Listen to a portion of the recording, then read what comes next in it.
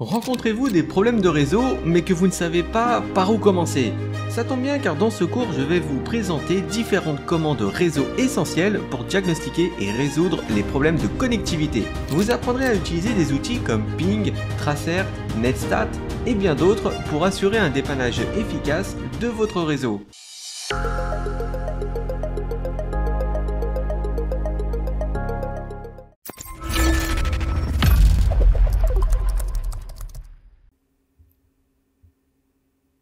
Dans ce cours, nous allons voir différentes commandes qui peuvent être utiles pour dépanner un réseau. On va commencer par la commande ping, qui est la plus utilisée dans le dépannage réseau. C'est un outil qui permet de tester la connectivité IP et voire même la résolution de nom. Par exemple, pour envoyer une requête ping à une adresse IP hôte, il suffit d'ouvrir une fenêtre d'invite de commande, de saisir le mot ping suivi de l'adresse IP puis de valider avec la touche entrée. L'utilitaire ping va donc envoyer 4 paquets de données à l'adresse IP de destination. Dans l'exemple, ces 4 paquets ont bien été envoyés et réceptionnés à l'autre bout. Pour confirmer, la destination envoie un autre paquet de données pour en accuser la bonne réception. C'est ce qu'on appelle des réponses échos. Si on reçoit bien ces échos, alors c'est que la connectivité réseau est bonne de bout en bout. Mais par contre, si on ne reçoit aucune réponse, comme dans le nouvel exemple, eh bien c'est qu'il y a un problème de connectivité réseau entre l'ordinateur et l'adresse IP qu'on souhaite joindre. Quand on a ce type de message, délai d'attente de la demande dépassé, c'est que soit l'hôte de destination est en panne, ou bien qu'il bloque les requêtes ping. Il s'agit du message d'erreur timeout en anglais. Et si on reçoit comme retour qu'il est impossible de joindre l'hôte de destination, eh bien c'est qu'il s'agit probablement d'un message du routeur indiquant que la route vers la destination est introuvable. La commande ping peut aussi être utilisée pour tester des problèmes de résolution de nom DNS. Pour ça, il suffit simplement de saisir un nom de domaine à la place de l'adresse IP. Pour l'exemple, on fait un ping google.com. On peut voir que ça marche parfaitement.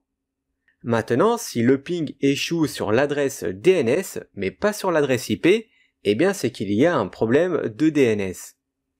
La commande ping peut aussi être combinée avec d'autres sous-commandes. Par exemple, pour afficher l'ensemble de ces options, il faut faire un ping /.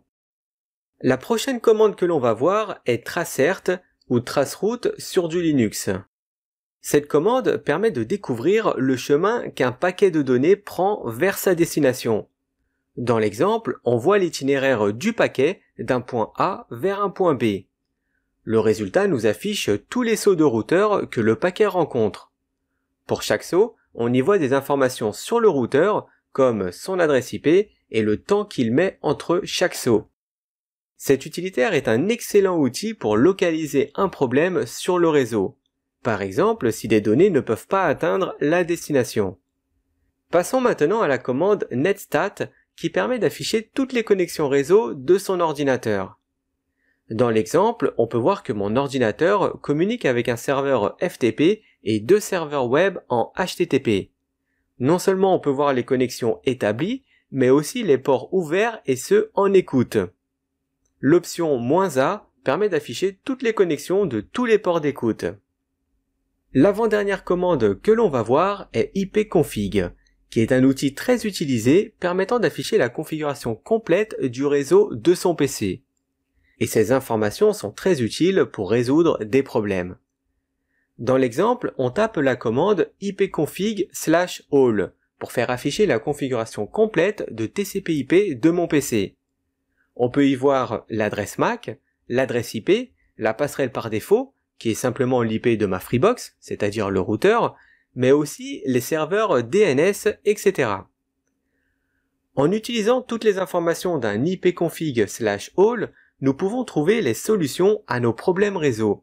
Par exemple, on peut voir que le DHCP est activé, ce qui signifie que mon PC obtient son adresse IP à partir du DHCP de mon routeur, qui est la Freebox. On y voit aussi l'adresse du serveur DNS.